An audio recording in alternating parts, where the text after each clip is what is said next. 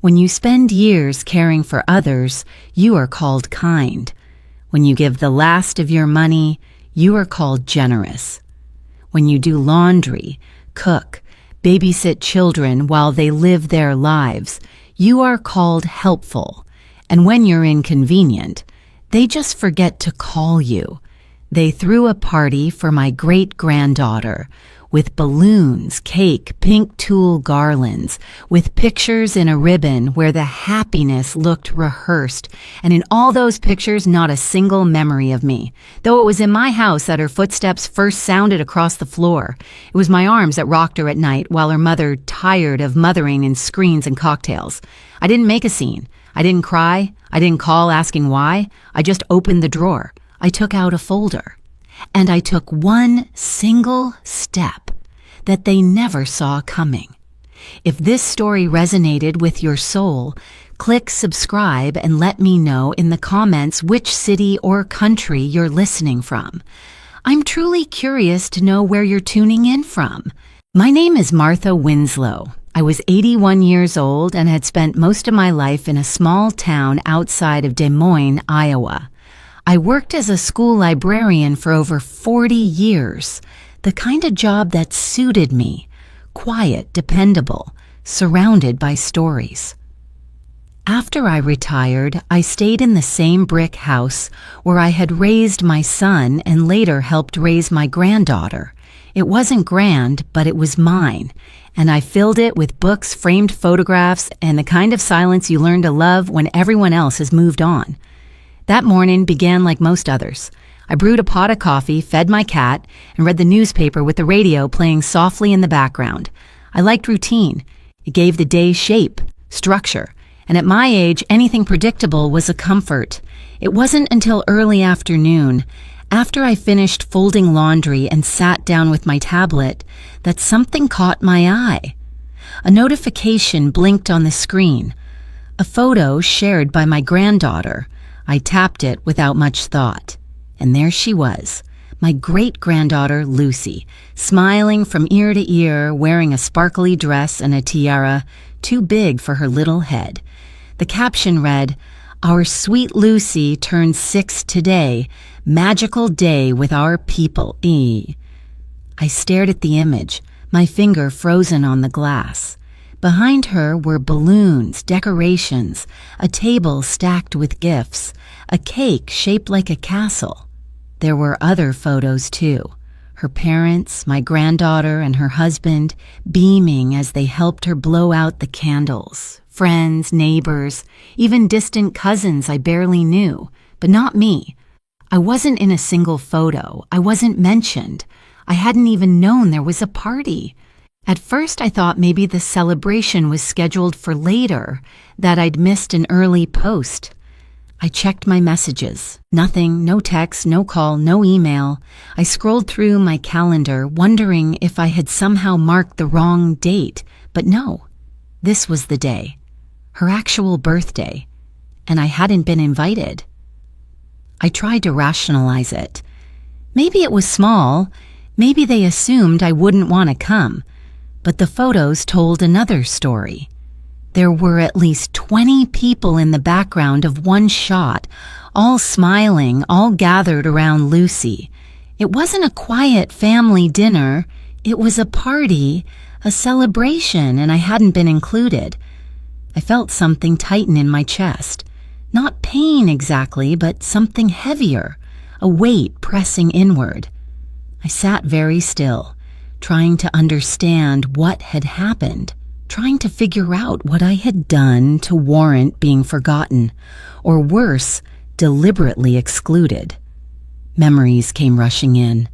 I remembered holding Lucy the day she was born, swaddled tightly in a pale green blanket, her tiny face wrinkled and red. I remembered walking her up and down the hallway when she couldn't sleep, humming lullabies until she finally closed her eyes. I remembered babysitting for hours while her mother went back to school, packing snacks and reading bedtime stories, staying up late when she had a cough just to make sure she was breathing steadily. I remembered all the little things, the invisible things, the things no one ever thanks you for, the kind of love you give because it's woven into your bones, the kind that doesn't ask for recognition but still hurts when it's ignored. I turned off the tablet and sat in silence for a long time. Outside, the trees were bare. The wind carried a chill that made the windows creak. I listened to the house settle around me, the quiet hum of the refrigerator, the occasional crack of old floorboards. Everything was still. Everything was ordinary. Except now, something inside me had shifted. It wasn't just about a party. It was about erasure, about being left out of a moment I should have been part of, about not being seen. I stood up slowly and walked into the kitchen, made another cup of tea, even though I didn't want it. Just something to do with my hands. I thought about calling them, asking why, pretending I had seen the pictures by accident, but I knew what the answer would be. Or rather, I knew the tone, the casual brush off, the shallow apology, the "we thought it would be too much for you," or "it was all so last minute." Words designed to soothe, not explain. I didn't want to be soothed. I wanted the truth, and I suspected I already had it.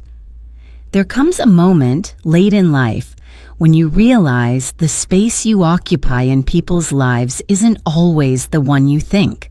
You assume love means inclusion. You assume history means respect. But sometimes people write you out of the story while you're still sitting in the room. I placed the untouched cup of tea on the counter, walked back to the living room, and sat down again in the chair by the window. The light was beginning to fade. The sun hung low behind the trees, casting long shadows across the floor. I watched the golden beams stretch across the rug, slow and certain, indifferent to anything happening in my heart. I had given them everything I had, and they had given me silence. Not even the courtesy of forgetting, but the cruelty of remembering and choosing not to care. The next day, I tried to behave as if everything was normal. I brewed strong black tea, added lemon and honey, opened my old planner as if I had things to do, as if something waited for me outside my home. But it was all a hollow performance, staged by me for an audience of none. The truth was, I didn't want anything. Not to read, not to cook, not to listen to the news. I moved only because standing still would have meant admitting just how deeply I had been hurt. I spent a long time sitting by the window, watching the neighbor's dog chase red leaves through the yard. Autumn had fully arrived, and each gust of wind pulled down handfuls of gold and copper from the trees. I remembered how, years ago, Lucy and I had collected maple leaves together, pressed them into old school notebooks, and made a scrapbook. She called me Grandma Marty then, and she ran barefoot through my backyard like a forest fairy. I would stroke her hair as she fell asleep on my chest and think that maybe the whole point of aging was to become someone's quiet anchor. Now all that remained of those evenings were memories and a small handprint on my window that I couldn't bring myself to wash away. I thought about my granddaughter-in-law, a sharp woman with a bright voice and sharper eyes. There had never been warmth between us. She always looked at me with a smirk, as if searching each of my words for hidden criticism. I never argued. I complied. I helped. I bit my tongue when she demanded I babysit 3 times a week because she didn't have time for a nanny. I did everything they asked, and more.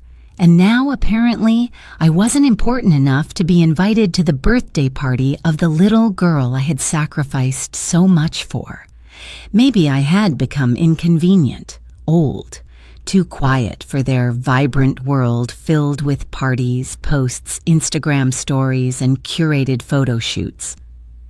I didn't fit into their new circle. I wasn't a trendy grandma. Didn't know how to make videos, didn't show up in filtered stories. I was just available, when needed. Until it was no longer convenient, they called when they needed help. But when it was time for joy, the joy wasn't for me.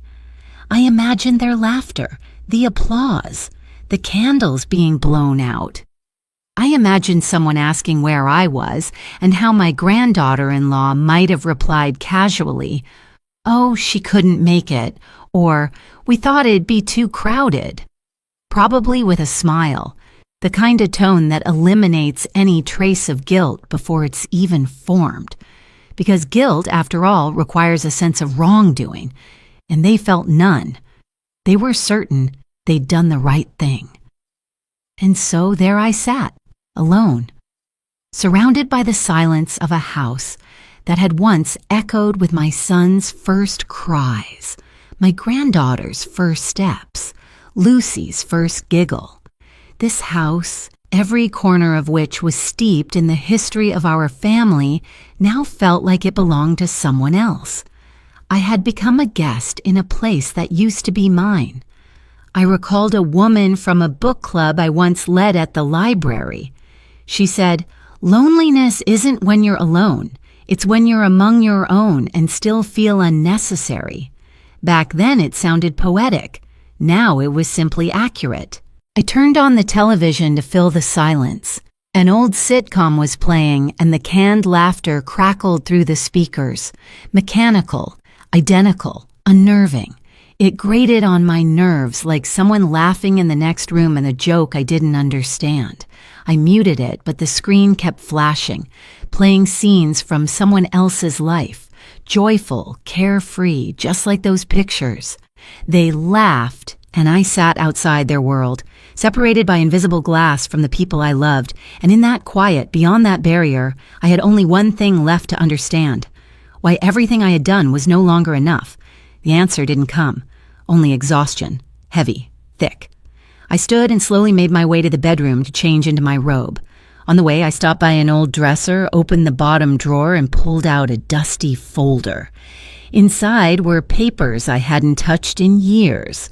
I wasn't looking for revenge. I was looking for truth. And I found it among those gray lines and faded ink. They had forgotten me, but I remembered everything. And now, that memory had a price. The next morning was unusually quiet, even for my house. I woke early, long before the sun rose over the empty trees, and sat at the edge of my bed for a long time without moving. I wasn't tired, but I wasn't rested either. My body felt heavy, as though every part of me had been weighed down with memories I hadn't asked to carry. I pulled my robe around my shoulders and shuffled down the hallway, slippers brushing softly against the hardwood floor. In the kitchen, I filled the kettle and turned the stove on low. The quiet hiss of the flame was the only sound. I didn't turn on the radio that day. I didn't want to hear other people's voices filling my home with noise I couldn't relate to. The kettle boiled, and I poured the water into my favorite mug, the one with the chipped handle and faded roses. I dropped in a tea bag and sat down at the table to wait, watching as the water darkened slowly, a small swirl of color in the middle of the cup. I didn't drink it right away. I let it sit. Instead, I opened the old drawer by the fridge and pulled out a bundle of documents. They'd been tucked away years ago, mostly untouched, folded and refolded until the corners had softened. I laid them out carefully on the table. Deeds, loan agreements, a trust form I barely remembered signing, the notary's stamp still visible, the ink smudged by time. I ran my hand over the pages, the paper cool beneath my fingertips. I had always kept good records.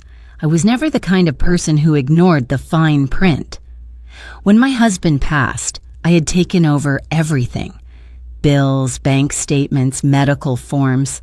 Even after my son grew up, even after my granddaughter moved in with her new husband, I kept the habit. I filed things. I labeled. I documented. I never liked relying on memory alone. Memories shift, but paper doesn't lie. The tea had gone cold by the time I reached for it. I took a sip anyway. The bitterness caught me off guard. I set the cup back down and turned my attention back to the forms. There was a copy of the agreement I had signed years ago when they needed help with the down payment on their home. My granddaughter had been pregnant at the time, and they were struggling. They came to me one evening with hopeful eyes and tired voices, asking for help. They promised it was temporary. They promised I'd never regret it. I had believed them. I had wanted to believe them. So I offered my savings as collateral, not all of it, but enough to tilt the balance with the bank. I remember the conversation with the loan officer. I remember the warning. It makes you a co-signer, ma'am. If anything goes wrong, you're legally tied to the debt. I nodded, signed, and tucked the copy away in my file. I never mentioned it again. I didn't want them to feel indebted to me. That wasn't the point. But now, sitting there with that paper in front of me, I saw it differently. Back then, I thought I was helping them build a future. But it wasn't a future I was ever meant to be part of. Once they had the house, the furniture, the backyard for Lucy to play in, I became less necessary, less visible. I wasn't the foundation anymore. I was the scaffolding, meant to be removed once the structure stood on its own. I flipped to the next document, a letter from my lawyer dated 2 years ago. We had created a revocable trust for my estate, including the funds I had put aside for emergencies. At the time, I had asked her to include a clause, something I had insisted on after overhearing a careless comment from my granddaughter. I wanted protection, not from strangers, but from the people I had loved the most. It had seemed paranoid then. Now it felt prophetic. I traced the line in the document with my finger. The wording was precise. In the event of neglect, exclusion, or breach of verbal familial commitment, the trustee retained the right to reallocate or withdraw financial support, a quiet clause, one sentence buried in a sea of legal language, but it was enough to act. Enough to take back the power I had forgotten I still held. The house was technically theirs, but the financial cushion that kept them afloat, the buffer between stability and collapse, that was still tied to me. I gathered the papers and placed them back into the folder, not roughly, not with anger, just with clarity. I stood, rinsed out my untouched tea and let the water run for a while, the stream steady and cold. Outside, a bird landed on the fence, pecked once at the wood and flew away. I watched it disappear into the branches of the maple tree, now bare. The wind pushed against the windows in slow gusts, rattling the old panes. That morning, I didn't feel triumphant. I didn't feel angry. I felt quiet. Like a woman who had been sleeping and had finally woken up.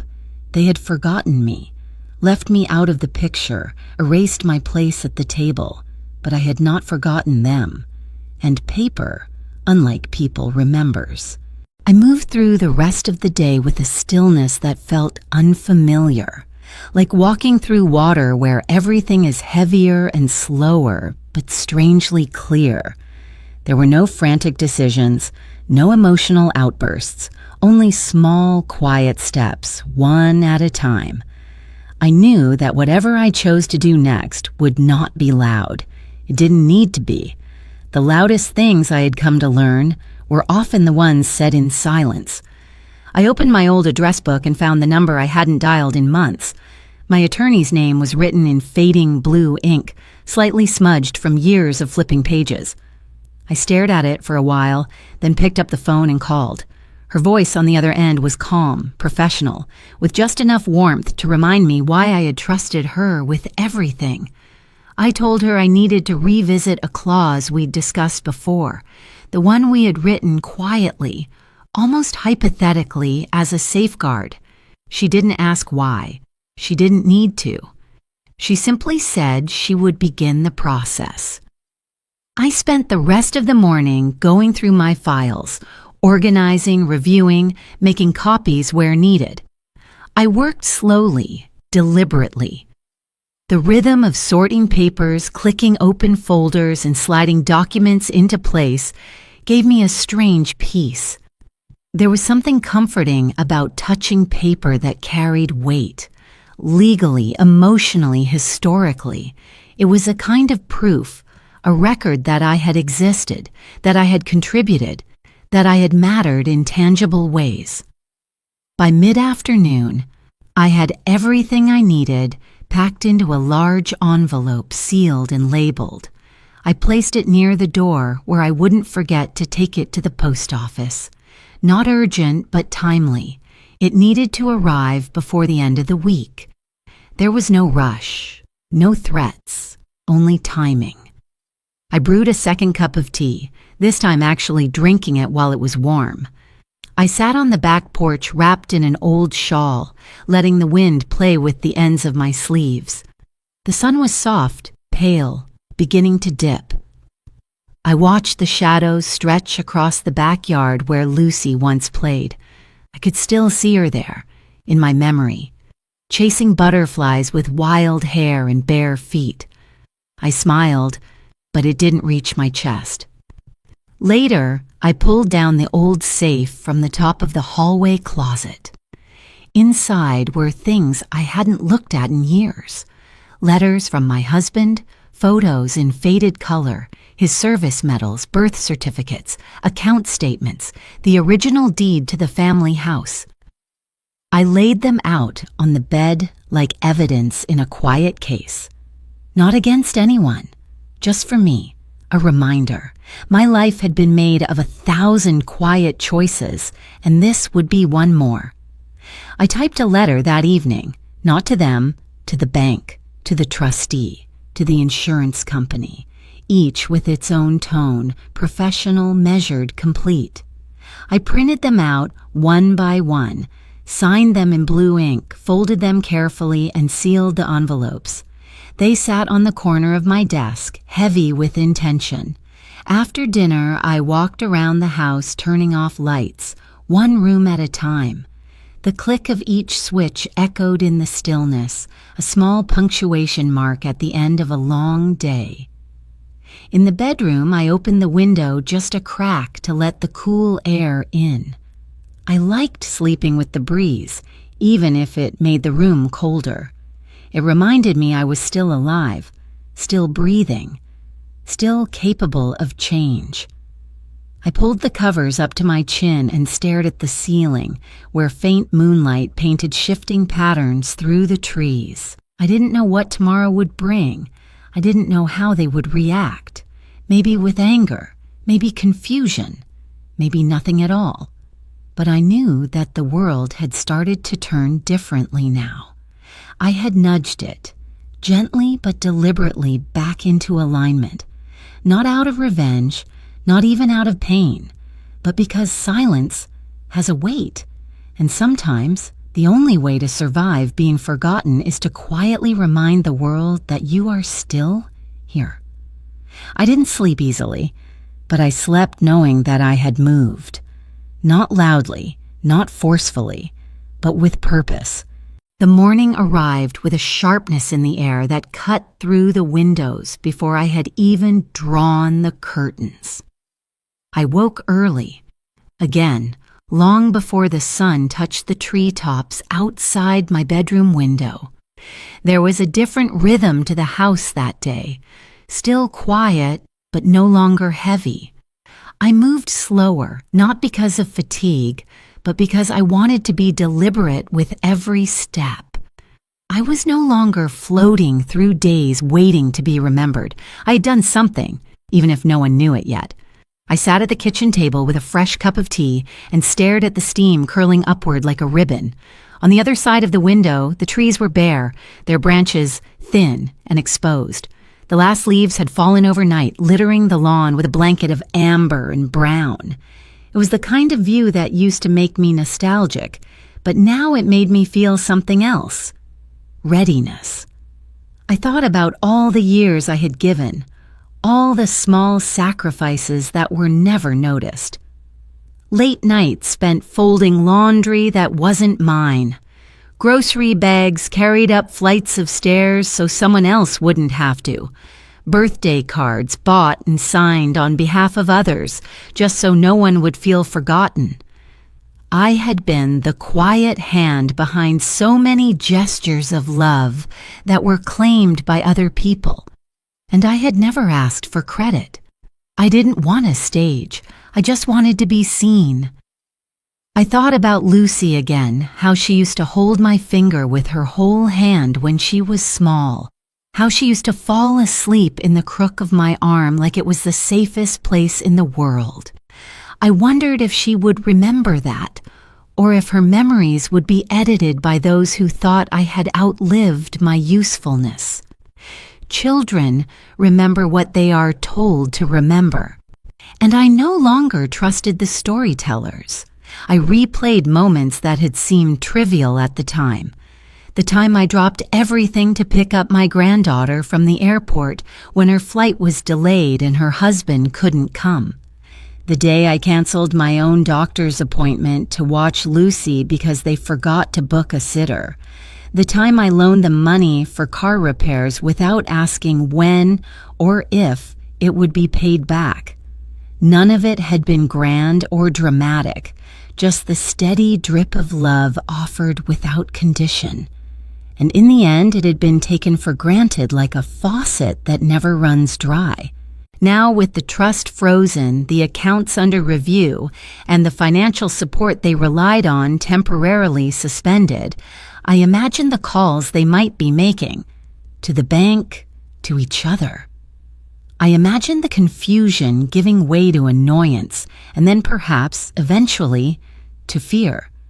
And I wondered if they would think of me in that moment, not with warmth, but with recognition.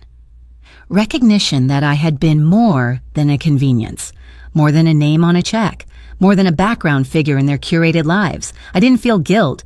I'd given them everything I could and then more. What I was doing now was not retaliation. It was clarity. I was lifting the veil of assumption they had draped over me, letting them see the shape of my absence, not just in their home or their parties, but in the very foundation of their comfort. The mail arrived mid-morning. I stood at the front door for a moment before opening it, listening to the faint hum of the delivery truck as it drove away. Inside the small stack of envelopes was a card.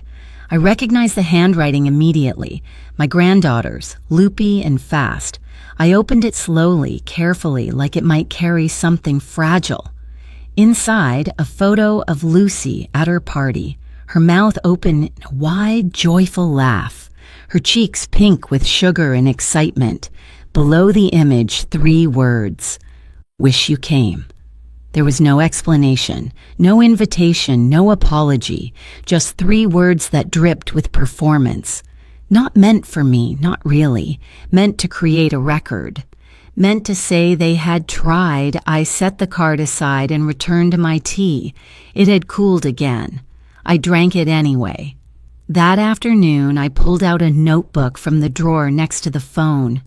I hadn't used it in years. It still smelled like old paper and dust. I began to write. Not letters, not statements, just thoughts, memories, fragments, truths. I wrote about the small ways people disappear from each other, not through explosions, but through erosion, through 1,000 missed calls, forgotten birthdays, unspoken thank yous. I wrote because it helped me understand that I hadn't been erased all at once. It had happened in increments, and now I was simply pulling myself back together in the same way, quietly, deliberately, word by word. By evening, the sky had turned to ash. A dull gray stretched across the horizon, and the streetlights blinked on one by one, like tired eyes opening in the dark. I lit a candle in the hallway, not for mood, but for warmth. Something about the small flame made the house feel less empty. I didn't expect a knock on the door. I didn't expect flowers or voicemails or sudden tears. People who forget don't remember just because they're reminded. Sometimes they double down, rewrite, pretend it was always this way. I had no illusions, but I had something better. I had the past, intact. I had proof. I had pages that bore my name, signatures that couldn't be undone, documents that spoke when I no longer could. I had the power to decide what came next, not for them, but for me. And for the first time in a long time, that was enough. The morning after the trust was frozen, I woke with a strange clarity in my mind, as if something heavy had finally shifted just enough for me to breathe deeper. The house felt colder than usual. I pulled on a thicker sweater and made my way to the kitchen. I didn't turn on the lights right away. I preferred the gray dawn filtering in through the windows, soft and unjudging. I made tea again. It had become more ritual than refreshment lately. Boil the water, select a bag, pour, steep, wait. I stood at the counter as the scent of chamomile rose into the air. My fingers tapped lightly on the ceramic as I stared out the window at the brittle November trees. Nothing had changed on the outside. The street looked the same. The mailbox stood as it always had. The world didn't know what had happened, but I did. I sat down at the kitchen table, my hands wrapped around the warm mug, and I waited. Not for a knock or a call or a headline. I waited for the feeling that would come next. For regret, maybe, for doubt, but none came. What I felt instead was steadiness. That's what surprised me most. Not the silence from them, but the quiet inside myself. Mid-morning, the first call came. The phone rang 3 times before I picked it up, glanced at the screen, and let it ring itself out. My granddaughter. I watched her name disappear from the screen like a tide pulling back. Minutes later, another call. Her husband. I let it pass too. I wasn't being cruel. I wasn't punishing. I just wasn't ready to entertain a scramble of excuses and confusion. Whatever conversations came next, they needed to begin somewhere other than desperation. I turned off the ringer. The rest of the day unfolded in slow motion. I did the laundry, folded sheets, dusted the baseboards, wiped down the picture frames in the hallway. Lucy's face smiled at me from one of them, taken years ago at a pumpkin patch, her cheeks smudged with dirt and joy. I paused there for a long moment, not because I was sad, but because I wasn't. That photograph reminded me of a time when everything still felt real, when I was more than a favor or a background figure. I remembered how tightly she held my hand that day, how she insisted I carry her even when she was perfectly capable of walking. That weight had once been the most precious burden in the world. By afternoon, the silence on the other end of the calls turned into texts, then emails. I didn't open them. I didn't need to. I could imagine their content. Panic laced with politeness, concern wrapped in justifications. I had been alive long enough to know the cadence of regret when it was born of consequence rather than conscience. Around 4, I saw their car pull up outside. They didn't get out, just sat there in the driveway for several minutes. I stood behind the curtain, watching without revealing myself. Eventually, the passenger door opened. My granddaughter stepped out holding a small box. She approached the porch, paused, and set it carefully by the front door. She didn't knock. She didn't look around. She returned to the car and they drove away. I waited a while before opening the door. The box was wrapped in brown paper and tied with string. There was a card taped at the top. I didn't open it immediately. I brought it inside, placed it on the kitchen table, and made another cup of tea. Only after sitting down again did I peel the tape away. Inside the box was a photo album, a new one. On the first page was a printed picture from Lucy's birthday party, one of the ones I had seen online, except this one had been edited, cropped, carefully reframed. In the new version, the angle was wider and I was in the background, blurred, unintentional but visible, a ghost in the frame. I closed the album. The gesture didn't anger me. It didn't warm me either. It felt like a placeholder, a pause before a real sentence. They were trying in their way, but I wasn't ready to decide what that meant yet. I spent the rest of the evening in the living room, curled up under the same knit blanket I had owned since before my granddaughter was born. The television stayed off. I lit a candle and listened to the wind brush against the windows. They had always assumed I would be here, no matter what, that my presence was a given, like a porch light left on just in case. But porch lights don't burn forever. They dim, they flicker, and sometimes they are turned off intentionally. That night, I slept without dreams, just a stillness that came from somewhere deep, like a stone settling into place. Something had changed, not in them, in me. I wasn't waiting anymore. It started with a listing. I saw it by accident, really. I wasn't searching for it, just browsing out of habit, scrolling through the real estate section of the local paper while sipping my morning tea. But there it was, the house. Their house. The one I had helped them buy. The one they had filled with new furniture and glassy white smiles. The one I hadn't been invited to for almost a year. Listed. With bold letters that read, "Motivated sellers, price to move." My eyes didn't leave the page for several minutes. I reread the listing again and again as if the words might rearrange themselves into something less final. But they didn't. The address was unmistakable. The same tree-lined street, the same number etched into my memory from forms and envelopes and bank paperwork I had filed away long ago. My hands rested on the table, fingers trembling slightly, not from shock but from something quieter, confirmation. I folded the paper and placed it beside my tea. The warmth had long since faded. Over the next few days, the listing spread online. A photo of the exterior, fresh white siding, a wreath still hanging on the front door, flower beds carefully manicured. On the surface, it looked like a happy home, but I knew better. It was a house built on convenience, on assumptions, on the fragile scaffolding of silent expectations. It was a house paid for in part by a woman they no longer saw as necessary. And now it was for sale. Rumors travel fast in small towns. By the end of the week, a neighbor mentioned it in passing while we stood outside pulling weeds. She didn't know the details, just said it was strange, sudden. No for sale sign had gone up in the yard yet, which made the whole thing seem rushed. She asked if I had heard anything. I shook my head and changed the subject. I didn't need to hear the details. I knew what had happened.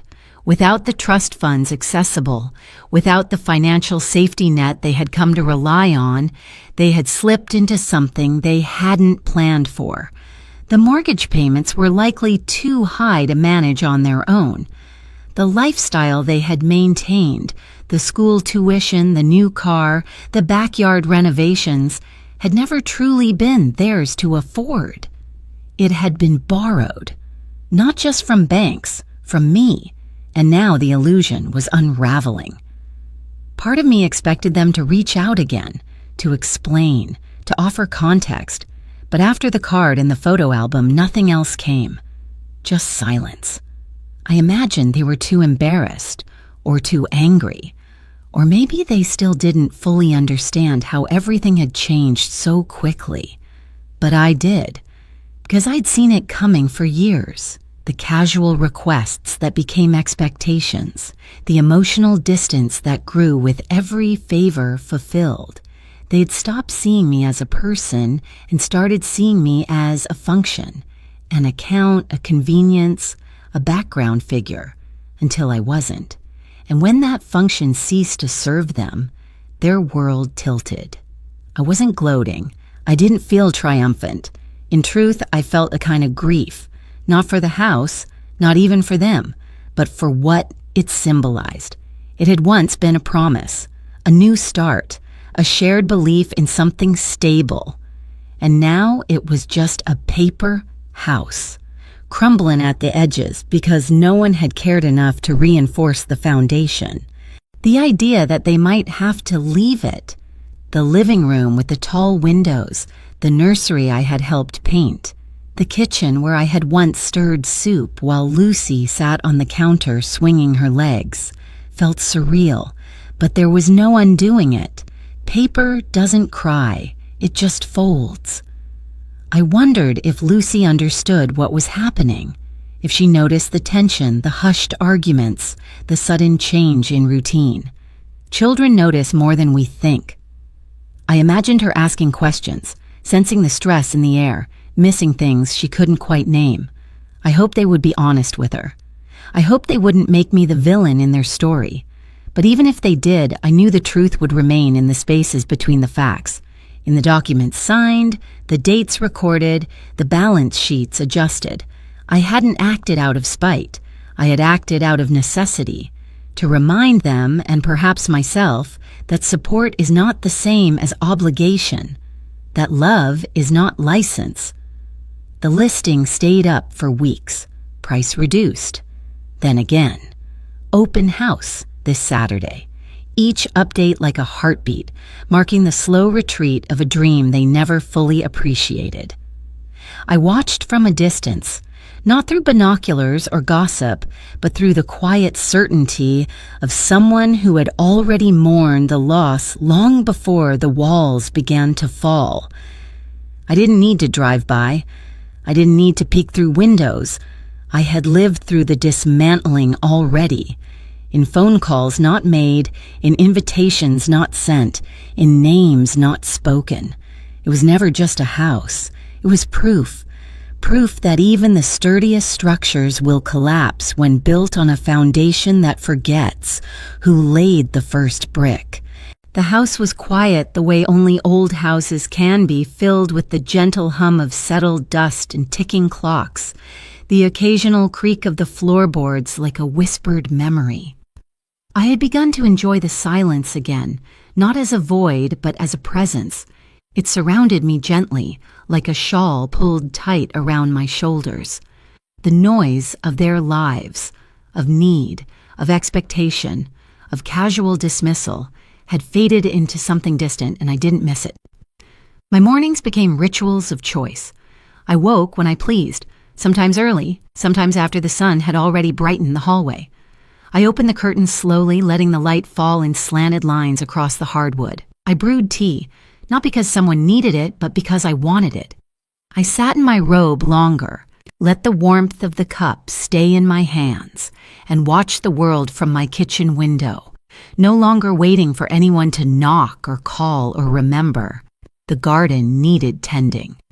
The weeds had begun to push their way up through the soil again, as they always did this time of year.